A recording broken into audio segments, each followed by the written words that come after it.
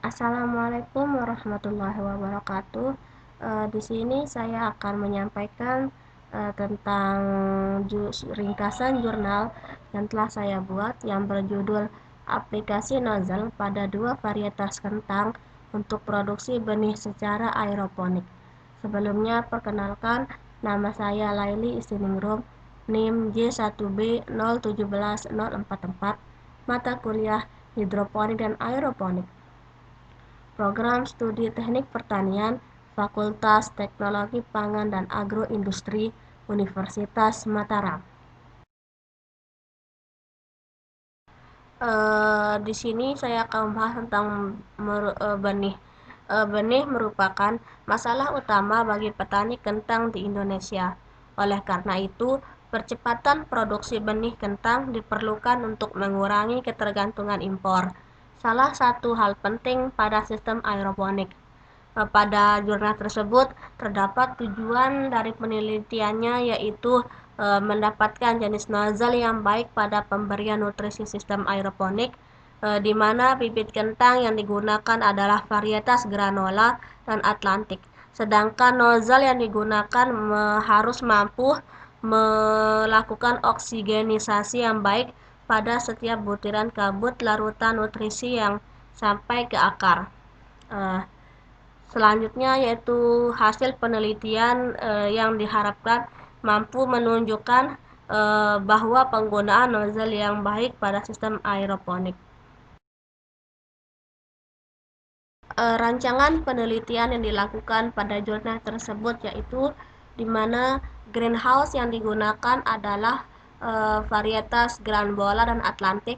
Nutrisi yang digunakan dalam penelitian bertipe standar peak atau greenhouse tersebut memiliki panjang 6 meter dan lebar 5 meter, di mana alat yang dibutuhkan yaitu electric conductivity, pH meter portable merek Hana, pompa, termometer, luxmeter, dan alat pengukur RH.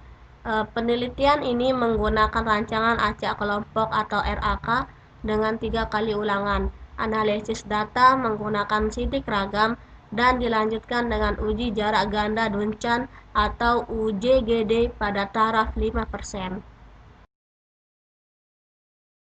Kita masuk ke hasil dan pembahasan yang terdapat pada jurnal, di mana pertama terdapat tinggi tanaman dari varietas Atlantik atau V1 dan granola atau V2 menunjukkan tanggapan yang berbeda. Varietas Atlantik memberikan tanggapan yang sama untuk tinggi tanaman pada penggunaan nozzle biru dan hijau serta lebih baik dari penggunaan microspray atau nozzle hitam kuning. Yang kedua, jumlah daun dapat diketahui bahwa varietas kentang granola mempunyai jumlah daun yang lebih banyak dibandingkan dengan varietas Atlantik pada nozzle biru dan hijau, tetapi sama jumlah daunnya pada penggunaan nozzle kuning. Yang ketiga, nozzle dengan persentase tanaman mati terbanyak adalah microspray, baik pada varietas kentang Atlantik maupun granola.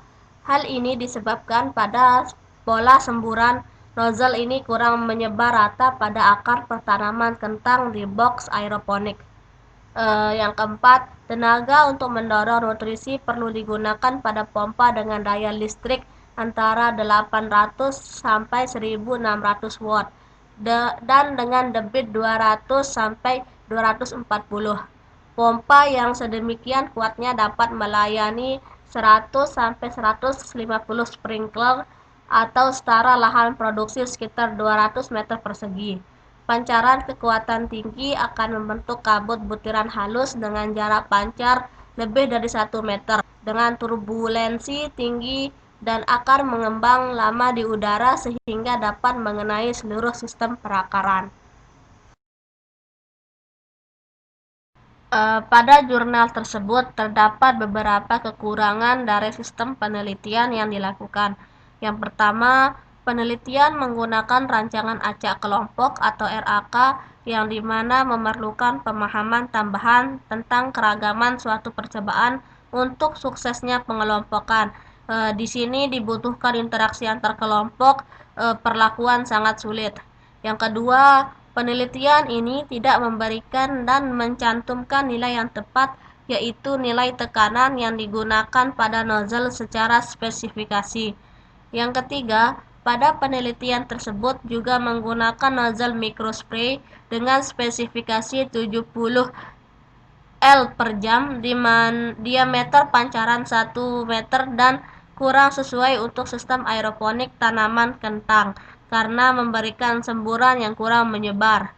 Yang keempat, kekurangan pada penelitian tersebut juga terdapat pada jarak antar nozzle dengan permukaan tanam dan tekanan pompa untuk memberikan nutrisi pada sistem aeroponik yang masih perlu diuji. Perlu diadakannya penelitian lanjutan dari penelitian yang telah dilakukan, di mana perlu adanya mengenai penerapan sistem kontrol pada sistem aeroponik untuk pembibitan kentang. Hal ini untuk meningkatkan kualitas dan efisiensi dari sistem aeroponik yang diterapkan khususnya pada pemberian nutrisi dan penentuan pH nutrisi.